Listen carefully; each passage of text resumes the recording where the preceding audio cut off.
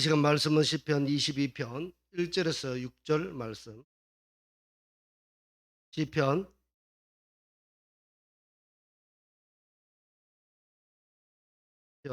22편 1절에서 6절 말씀.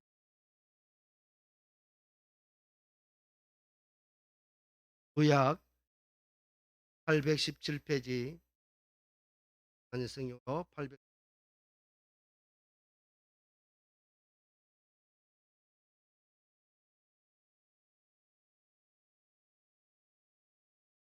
가 있습니다. 내 하나님이여, 내 하나님이여, 어찌 나를 버리셨나이까? 어찌 나를 멀리하여 돕지 아니하시오며 내 신음소리를 듣지 아니하시나이까?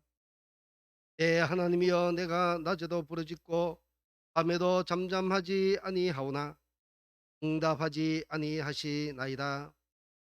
이스라엘의 찬송 중에 계시는 주여, 그는 거룩하시니이다. 우리 조상들이 주께 의뢰하고 의뢰하였으므로 그들을 건지셨나이다. 그들이 주께 부르짖어 구원을 얻고 주께 의뢰하여 수치를 당하지 아니하였나이다. 나는 벌레요 사람이 아니라 사람의 비방거리요 백성의 조롱거리니이다. 아멘. 오늘 제목의 말씀은 절망 속에 핀 한 제목으로 가고자 합니다. 이 시간 성령께서 예와 계시를 부어주셔서 말씀 들을 때 잘 깨닫고 그 말씀으로 오늘 주님이 주시는 큰 은혜를 누리기를 간절히 원합니다.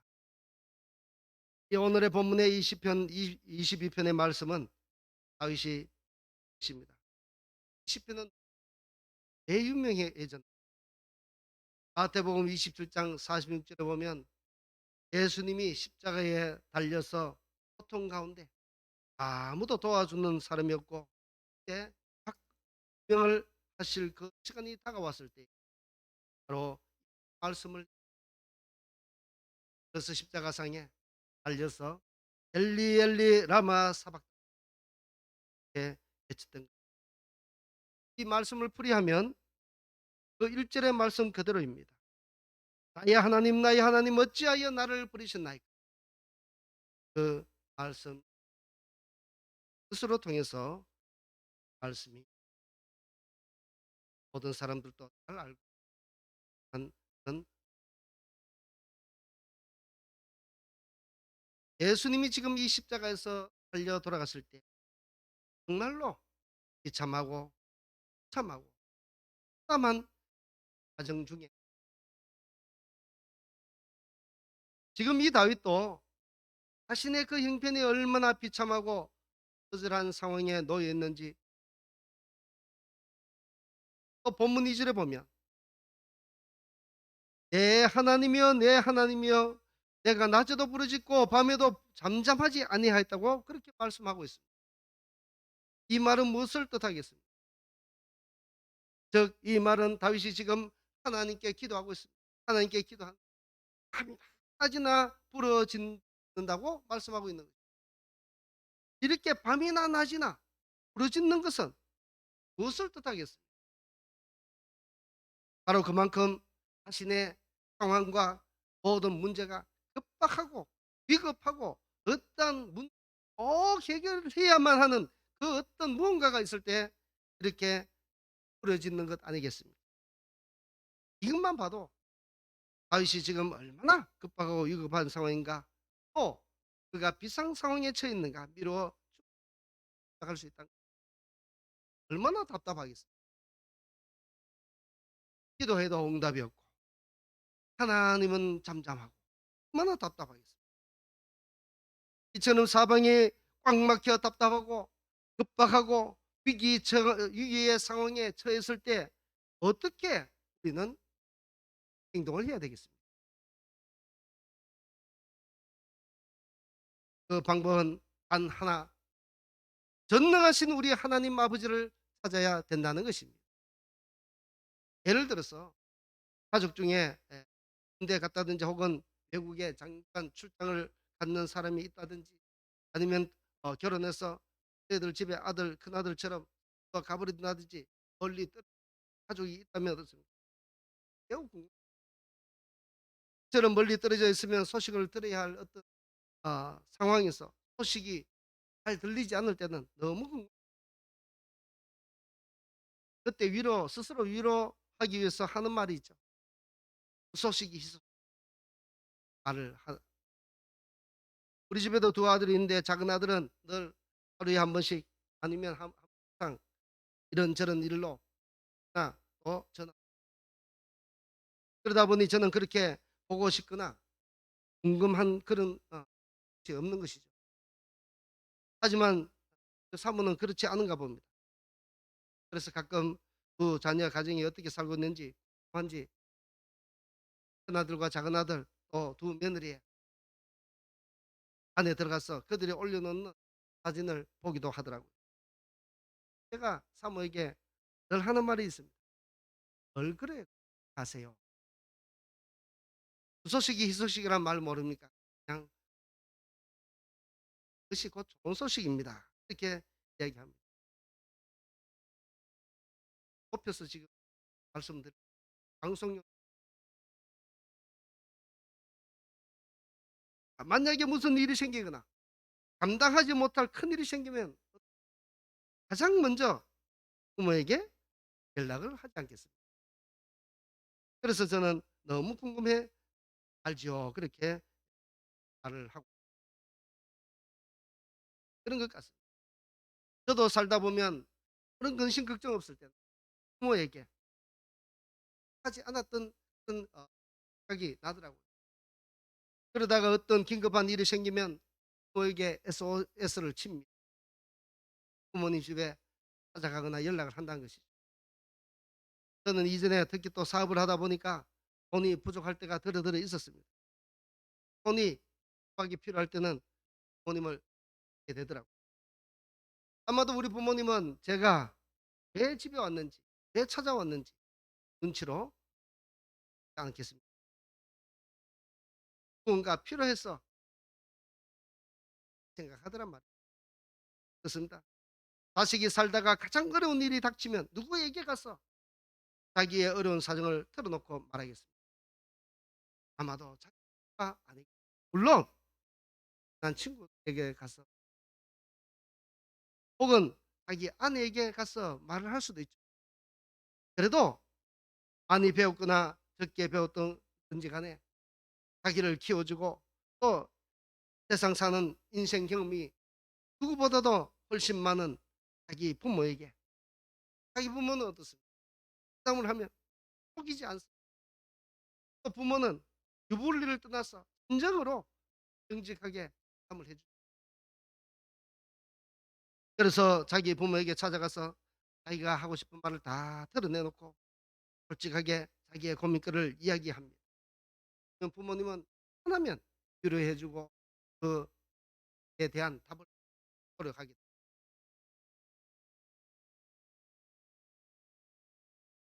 이처럼 지금 다윗도 무엇인가는 모르지만 지금 자기 주위의 상황과 형편이 너무도 힘들고 자신이 도저히 감당하지 못할 그런 어떠한 비상 상황에 처하자 그는 지금 친구를 찾아가지도 않았고 그의 형제를 찾아가지도 않았고 바로 누구를 하나님을 찾고 있다.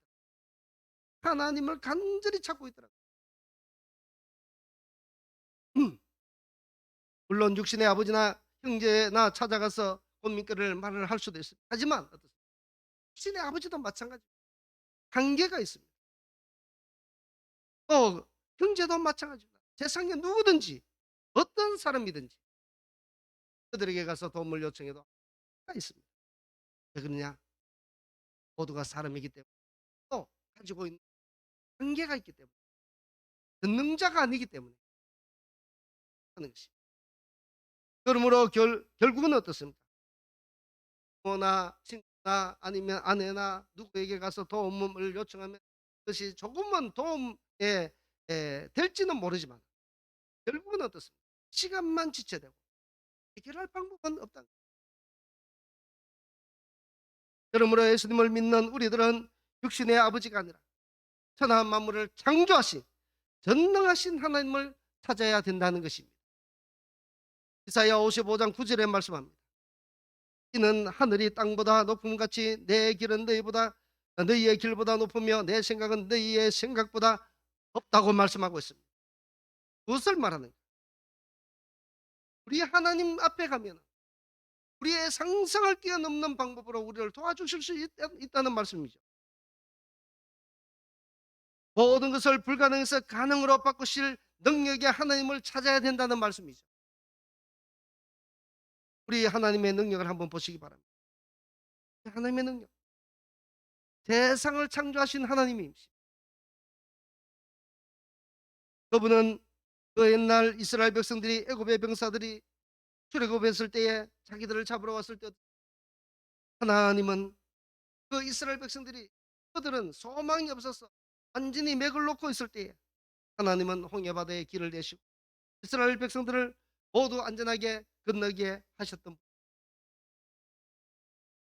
40년간 식물도 심을 수 없는 척박한 광야에 어떻게 먹고 살까 염려할 그때에 하나님은 40년간 그들이 심지도 거두지도 않고 나가서 그냥 하늘에서 내린 만나만 거두면 먹을 수 살 수 있도록 40년간 그들을 먹이신 분이십니다. 예수님을 한번 보시기 바랍니다. 예수님은 하늘을 우러러 떡과 물고기 두 마리를 사하고 그들에게 나눠줬을 때 하나님의 능력이 나타났습니다. 어린아이와 여자만 빼고 사람이 5천 명이나 먹고도 12광주리가 남는, 그리고 또 뒤에는 또 다른 기적이 있죠. 7천 명을 먹이고도 4천 명을 먹이고도 7광주리가 남는 그런 역사가 우리에 일어났던 것이죠. 이것은 무엇인가? 하나님에게는 불가능이 없다는 것이죠. 우리도 때로는 이 세상을 사는 동안에 이런저런 일들을 많이 만나게 됩니다.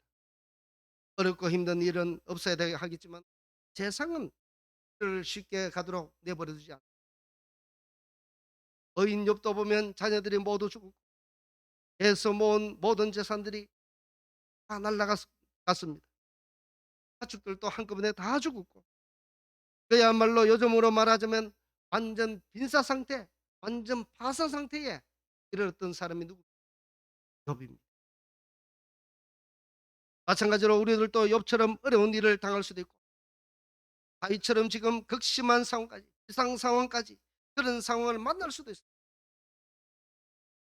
이럴 때에 보통 세상 사람들은 어떻습니까? 이런 상황을 만나면 감당하지 못합니다. 그들이 의지할 때는 없기 때문에, 그들이 의지할 때는 죽은 우상이나 찾아간다든지 아니면 사람에게 부탁한다든지 밖에 없는 거죠. 그래서 이런 비상 상황을 만나면 어떻게 해야 될지 혼자 고민하다가 그 고민의 세계로 빠지다가 결국은 답을 찾는다는 것이 자기 스스로 목숨을 끊는 것이 극단적인 선택을 하고 마는 안타까운 그런 사연들이 얼마나 많이, 저는 간곡하게 말합니다.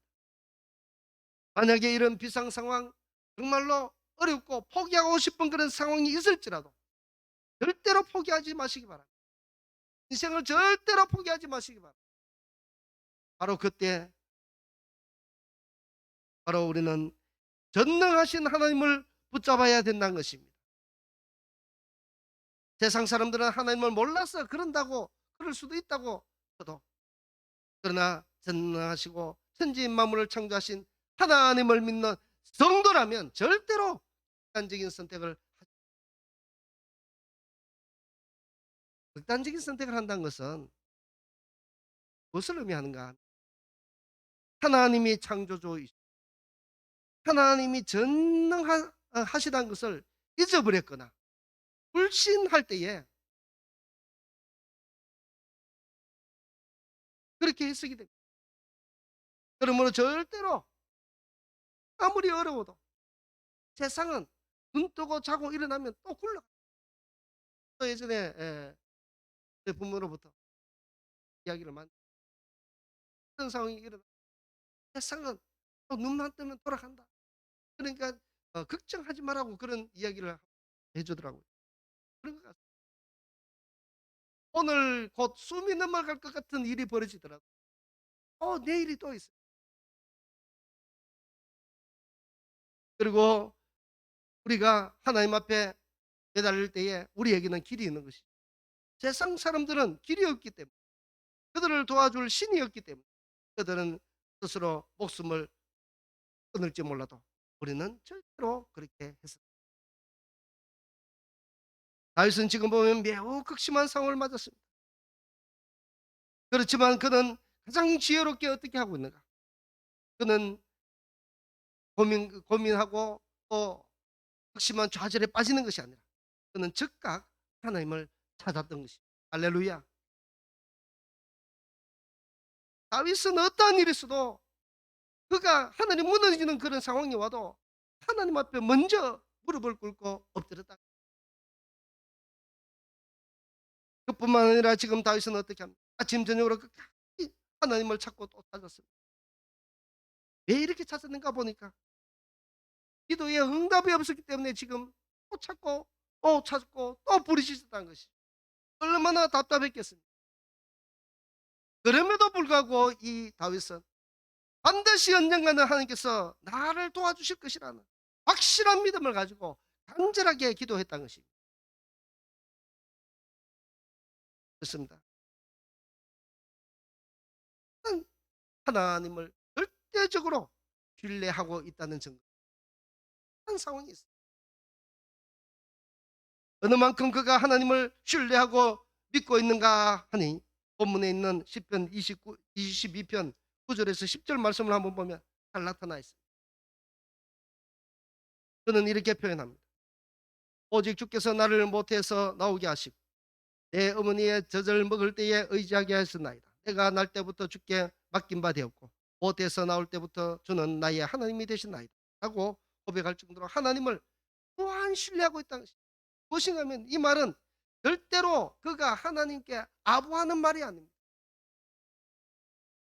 얼마 전에 장가간 두 가정에서 제가 환갑이라서 축하를 해주던데 그때 감격했던 말이 있습니다.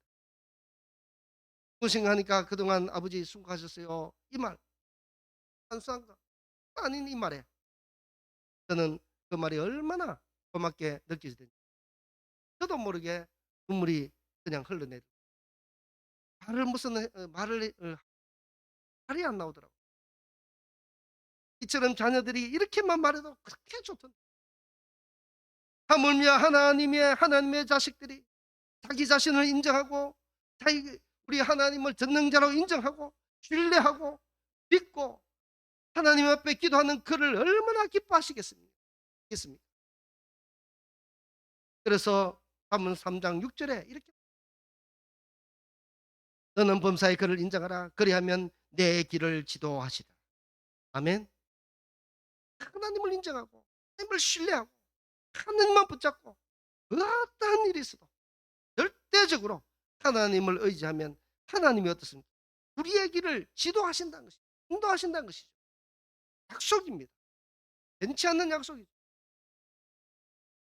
그렇습니다. 우리는 기도할 때 즉각 응답되어 나타나길 바라지만 하나님의 뜻과 계획과 생각은 우리보다 높다 했습니다. 그러므로 즉각 우리의 기도가 응답되지 않는 것도 무엇입니까? 응답 가운데 하나라. 왜 그런가? 이것은 굉장히 놀라운 사실이 있습니다. 무엇인가 하면 나중에 보면 어떻습니까?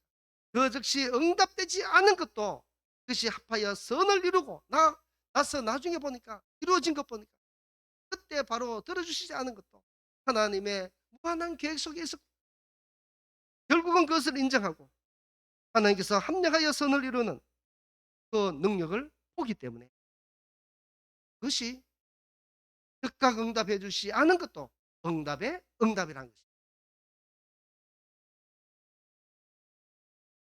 다윗은 하나님이 어려서부터 그에게 기름을 부어 왕이 될 것을 미리 말씀해 주셨죠. 그런데 어떻습니까?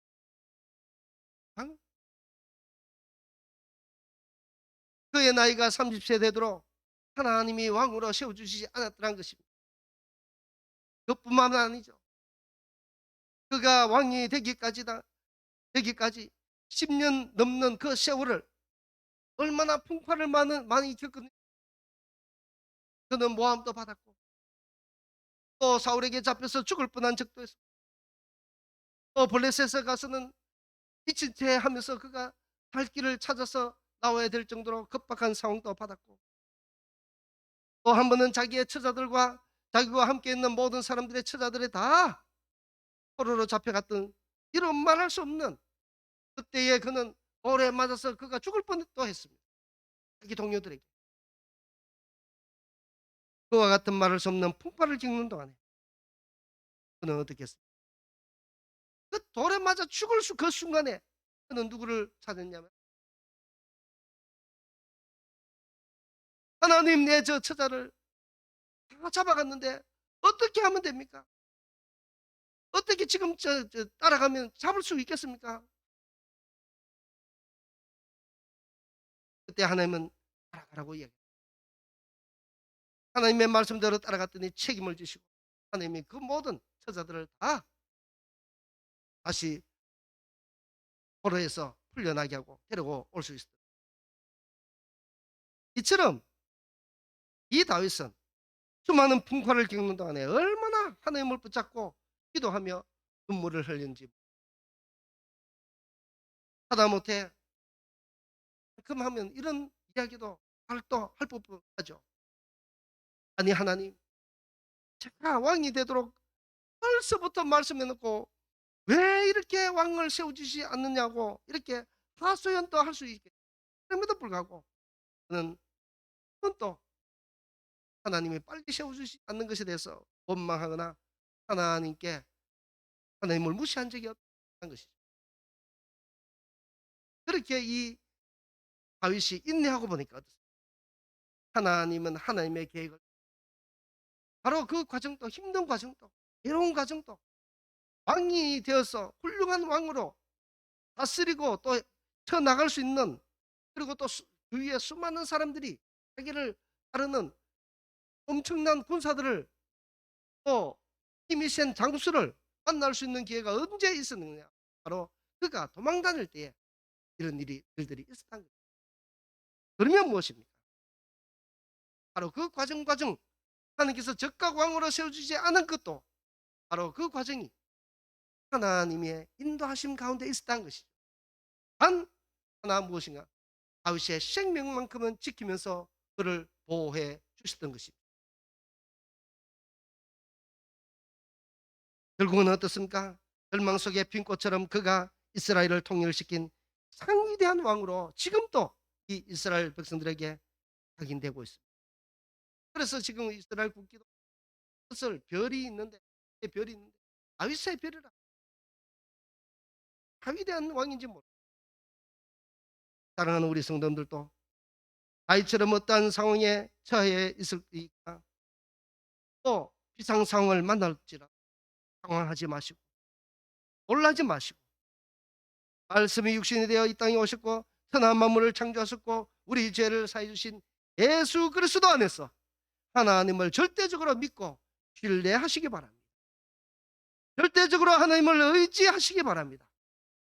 그러면 사랑하는 백성들에게 하나님께서는 분명하게 그 길을 합력하여 선을 이루시는 능력의 하나님께서 그 합력하여 선을 이루는 것으로 우리 모두에게 선물로 주실 것입니다. 절망 속에도 꽃을 피우시는 하나님의 능력을 한번 만나보시기 바랍니다. 사랑과 은혜와 자비와 능력이 충만하신 우리 하나님 아버지, 다윗이 어려울 때 이제 포기하지 아니하고 하나님만 의지하고 신뢰했던 그와 같이 우리도 하나님을 의지하고 주님을 따라갈 때에 우리의 인생을 책임지시는 하나님이신 줄 우리가 아오니 우리 사랑하는 모든 성도들의 발걸음과 그 길, 그들의 모든 상황, 인생의 길을 주님께서 인도하여 주시옵소서. 평탄케 하여 주시옵소서.